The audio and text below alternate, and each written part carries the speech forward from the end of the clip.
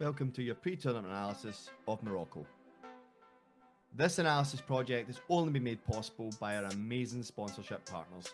Thank you again to Sideline Stats, Briar Limited, In Motion Sports Agency, Educamis Tuition, MGN, Moliteum and the Gauntlet Young Team.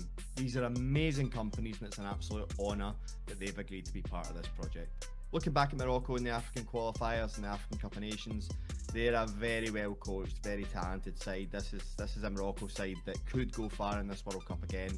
They have players at the peak of their powers. The back four go really high and wide. The benefit of having somebody like Hakimi of PSG is sensational. He is the star player. He is the one that drives everyone on, but he influences games for Morocco in the same way he does for PSG. Every time they pick up attacks, every time they recycle the ball, it's all about that free in that attacking area, combining, creating and crossing. Hakimi, Diaz and Ziyech, if he makes it, he's back fit, so Ziyech could make it. But you've still got the quality end product of Hakimi, Brahim Diaz playing alongside him. So a lot of these goals, even in the friendly against Paraguay in the last break, a lot of the goals are coming from the right hand side, Hakimi overlapping, runners into the box. So you can see quickly what it is they do. However, it's definitely not a one-man team, it's an arsenal, it's a team that play to their strengths. But they have quality and technical ability all over the pitch. This is a scenario whereby they get the winger 1v1 in this case, and the midfielder then underlaps. So if Hakimi's been back defending, the number 8 or the 10 will underlap the winger. They will allow those same runs that they need and require to get into these areas and still have people attacking the box for crossing and finishing. It is a really exciting Morocco side. It's probably the best Moroccan side of my generation. I know they punished Scotland in the '98 World Cup, but this is a much better overall side. This is a side full of exciting, talented, technical footballers that have the athleticism for modern day football. So they will pose a huge threat to anyone in this World Cup, especially for me, there being in Scotland's group. I do have concerns watching this analysis and how good Morocco could be.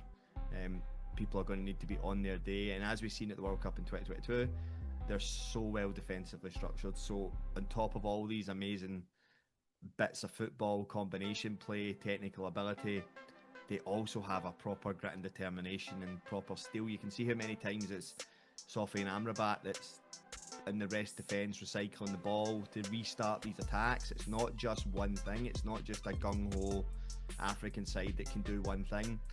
And then on top of that, the individual brilliance of some of these players is ridiculous. They are such a talented squad, so exciting 1v1 footballers, driving at play, creating chances out of nothing, and that goes through the whole team. That goes through Hakimi, that goes through Ziyech, Diaz, and the biggest loss for me of this World Cup is Herzegovina.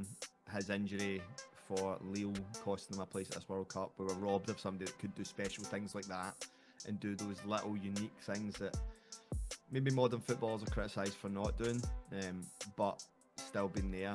Now this is the bit I was talking about with the rest defence and the grit and determination. They have both. They have the flair to go forward, but they have the aggression and discipline to defend. And situations like that where they just break up play, they don't concern themselves too much.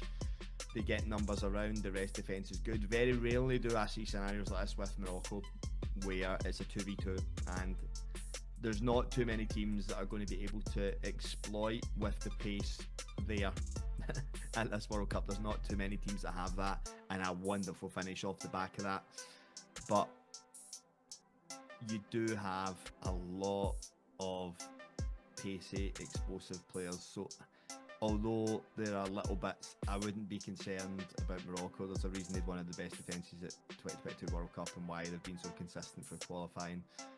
As for the high press, it'll be interesting to see because not a lot of teams against them in African qualifiers played out from the back, but they will be a little bit more aggressive in the press than they were previously. So a very exciting side, looking forward to seeing them at this World Cup.